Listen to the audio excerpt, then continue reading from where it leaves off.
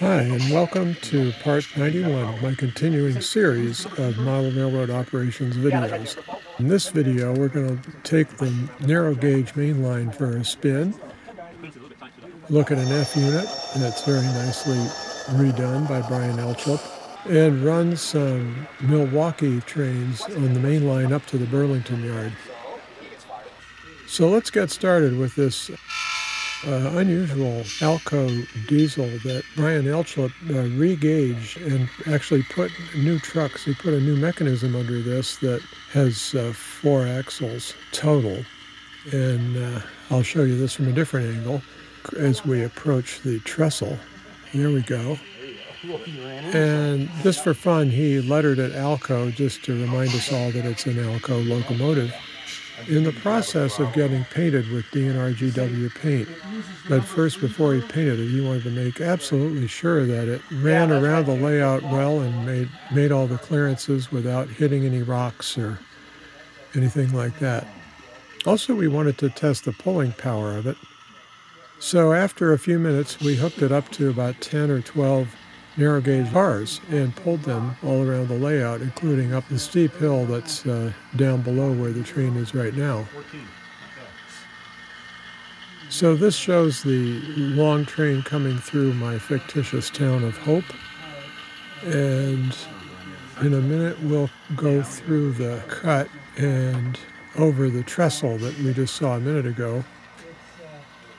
This started out as a 3-car train with a caboose, and that's why we have a caboose in the middle of the train. Well, that's a pretty nice looking engine, and it runs very smoothly. And I'm looking forward to seeing what he can do with the final paint finish on it.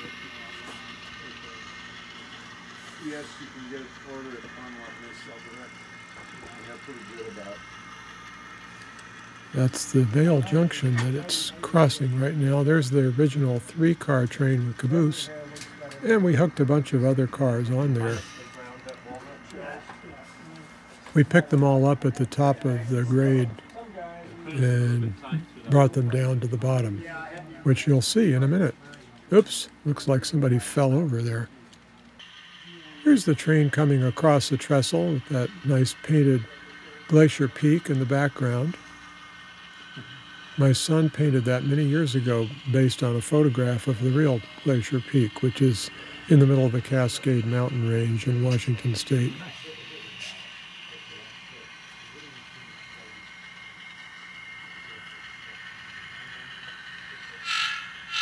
We're entering the town of Paradise.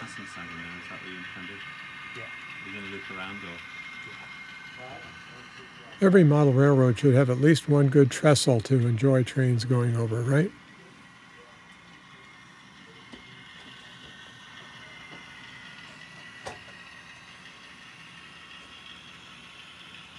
Not to mention a freight station with REA Express on it.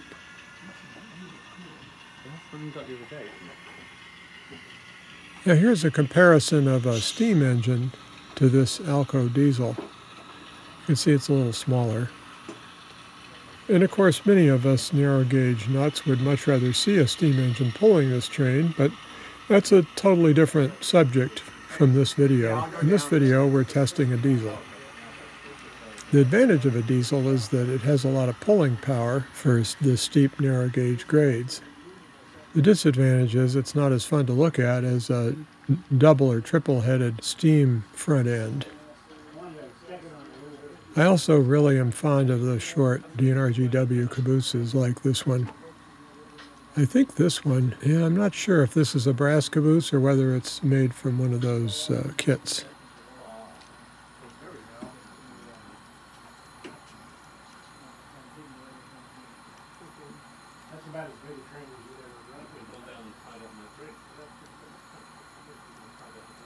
Now at this point we're heading down the final helix curve that's sort of exposed to the outside here that will lead into the town of Everett, Washington, and the Delta Yard, where you can see those passenger cars are awaiting the next excursion train.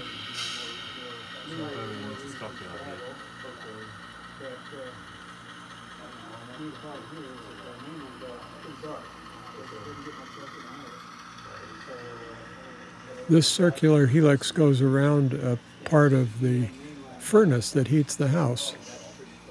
But so far it's never melted any of these plastic Blackstone cars. They're really beautiful cars, aren't they? Yeah? What happens there? You can see the crew on that HO standard gauge switch engine is really enjoying all this. It's a sneaky way around, it's all congested here. There's some slack action on this thing. So Go, yes. I think that's just, yeah. Some of the bearings in there, it's just kind of wheels not particularly around.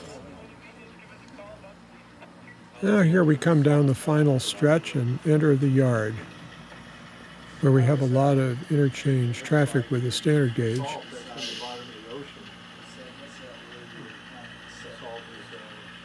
The crew on the switch engine just cannot believe what they're getting to watch today.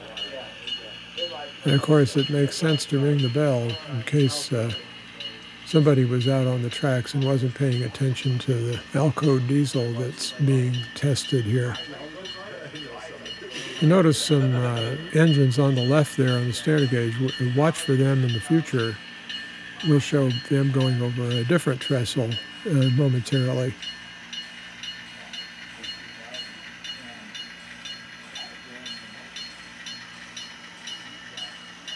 First we have to get this long train parked in the yard.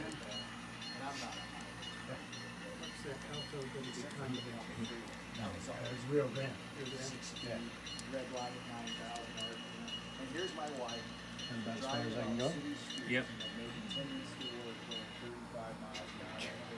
I'm not sure what staging is in since we've been working in below. I'll just stop it right up here. There we go. Well, you could. There are those two engines we'll see in a minute. And I needed to stop and show you this Alco C636 that Brian had weathered. Just another one of his beautiful weathering jobs. We'll have future videos of these weathered monsters coming up shortly.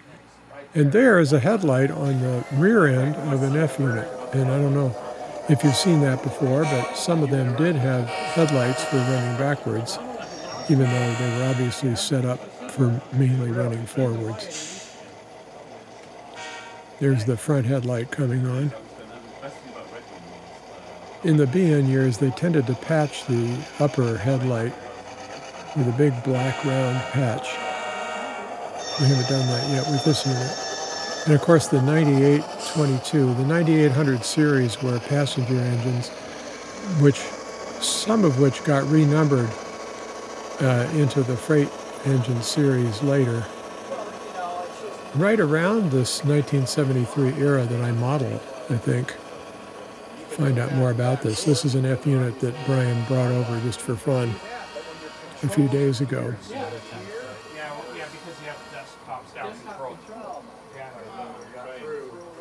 Well, we fired up the Milwaukee Road on this day.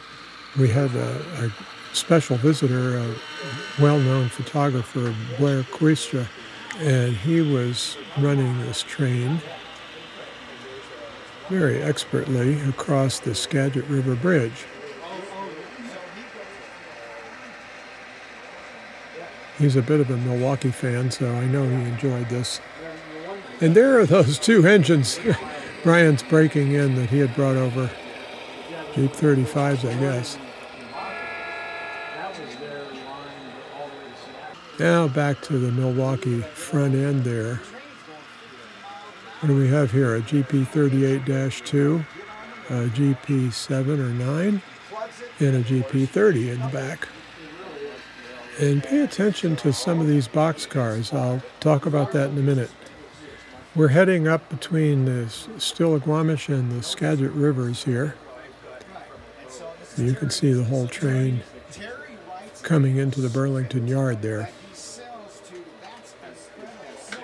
It's a nice overhead shot. And we got into Burlington, and Brian dutifully switched out a couple of cars that needed to be interchanged to the BN before they headed all the way up to Bellingham.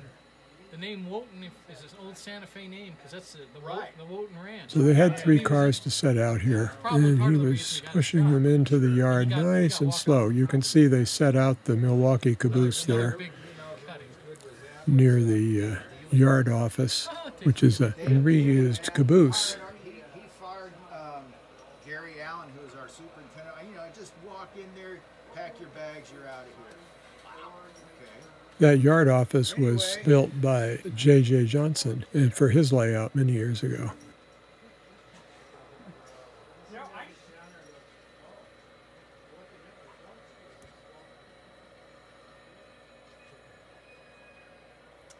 Well, I like A little magic with the uncoupling pick. long throttles response.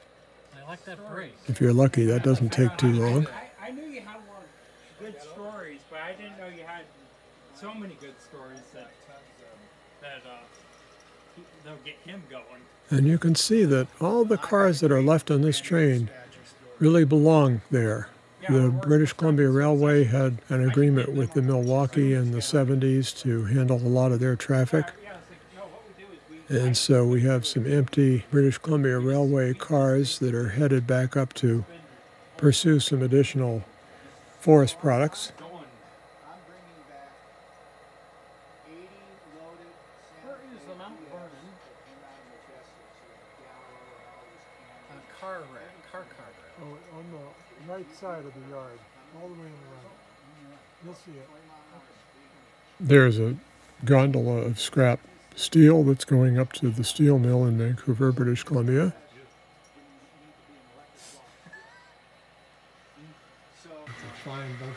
And he sped up a little bit going over the Paul Scholes Bridge of the Samish River. And you can see the British Columbia Railway as well as the former PGE cars.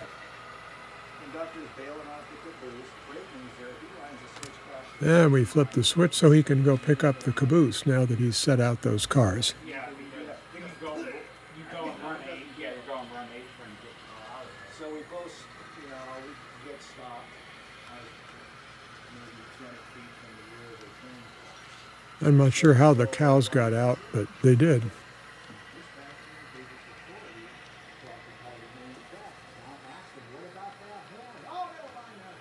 Blair is actually a dispatcher for the BNSF during the day. So he's practicing modern protocol of stopping before he couples up to the caboose. There we go. Bang! Well, that about brings this video to a close. I hope you've enjoyed it, and you'll come back for more. In the meantime, this is Burr Stewart wishing you much fun with trains.